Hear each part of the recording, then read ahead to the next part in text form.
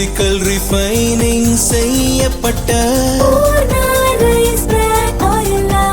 SKM Purna rice brand oil. தாவேகாவுக்கு ஆதரவு கொடுக்காமல் இழுத்தடித்து வந்த விசிக கம்யூனிஸ்ட் கட்சிகள் நிலைப்பாட்டை நேற்று முன்தினம் நள்ளிரவு நடந்த சில சந்திப்புகள் மாற்றியுள்ளன.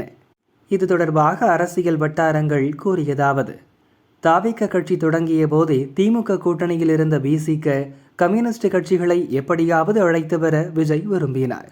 ஆனால் தன் கூட்டணி கட்சிகளை திமுக தலைவர் ஸ்டாலின் இறுக்கி பிடித்து கொண்டார். தேர்தலில் தாவேகா வெற்றி பெற்று பெரும்பான்மை இல்லாத நிலையிலும் திமுக கூட்டணி கட்சிகளுக்கு விஜய் அழைப்பு கொடுத்தார். அப்போதும் அக்கட்சிகள் வரவில்லை. ஆனால் திமுக அதிமுக கூட்டணி அமைத்து விஜயை வீழ்த்த உதயநிதி முயற்சி செய்ததை ஸ்டாலின் விரும்பவில்லை. விஜயை ஆட்சி அமைக்க விட வேண்டும், ஆட்சியில் நடக்கும் தவறுகளை மக்களிடம் கொண்டு சென்று அவரை பலவீனமாக்க வேண்டும் என்பதுதான் ஸ்டாலின் திட்டம். ஆனால் விஜய் ஆட்சியில் அமர்ந்தால் இனி எப்போதும் நம்மால் எழும்ப முடியாது என்பது உதயநிதியின் வாதம்.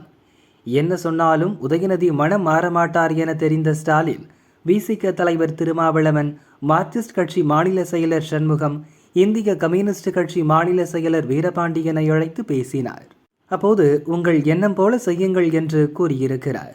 இதைத் தொடர்ந்து 7ஆம் தேதி இரவு 10 மணி முதல் 12 மணி வரை தாவேகா தேர்தல் மேலாண்மை பொதுச் செயலர் ஆதவர்ஜுனாவை அவரது போயஸ் கார்டன் அலுவலகத்தில் திருமாவளவன் சந்தித்து பேசினார். அப்போது தாவேகா ஆட்சி அமைக்க உதவினால் விஜய் ராஜினாமா செய்யும் தொகுதியை உங்களுக்கே ஒதுக்குகிறோம் என்று ஆதவ் கூறியுள்ளார். அதில் வெற்றி பெற்றால் அவருக்கு துணை முதல்வர் பதவி தரப்படும் என்றும் சொல்லப்பட்டுள்ளது.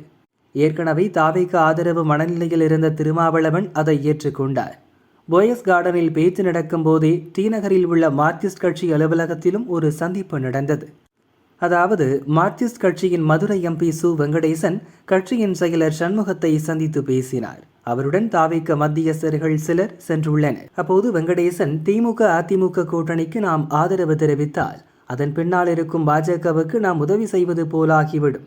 அந்த முடிவை நீங்கள் எடுத்தால் என் எம்பி பதவியை ராஜினாமா செய்வேன், செயற்குழு உறுப்பினர்களையும் ராஜினாமா செய்ய வைப்பேன் என்றிருக்கிறார்.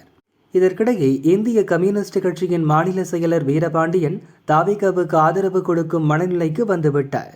இதன்பின் திருமாவளவன், சண்முகம், வீரபாண்டியன் ஆகியோர் வாட்ஸ்அப் கான்ஃபரன்ஸ் அழைப்பில் ஒன்று கூடி பேசி தாவேகாவுக்கு ஆதரவு கொடுக்கும் முடிவை எடுத்துள்ளனர். இதையடுத்து தாவேகாவுக்கு ஆதரவு கொடுக்க வேண்டிய கட்டாயம் குறித்து தங்கள் கட்சியினரிடம் மூவரும் வலியுறுத்திதான் ஆதரவு கடிதத்தை தயார் செய்துள்ளனர்.